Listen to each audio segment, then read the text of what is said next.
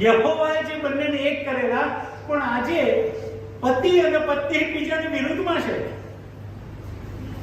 પતિ ને પત્ની પોતાના પતિને છેતરી રહી છે. એની જે નબળાઈ છે, અંધાપો, એનો દુરુપયોગ કરી રહી છે.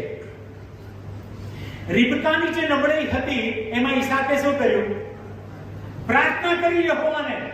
પણ જ્યારે ઈસાકની નબળાઈ આવી ત્યારે રિબકાએ શું કર્યું?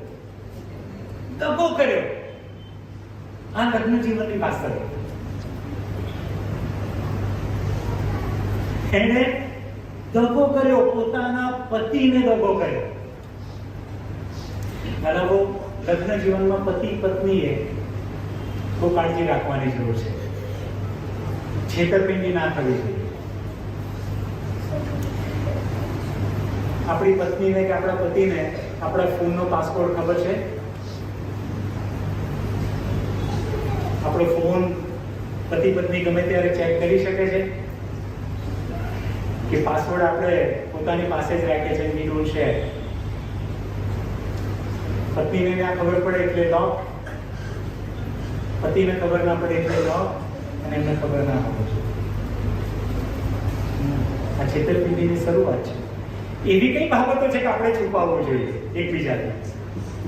એવી કઈ બાબતો છે? છેતરપિંડી હોય તો આ બધા વિચારો આવે. મોબાઈલનો ઉપયોગ આવી રીતે થાય.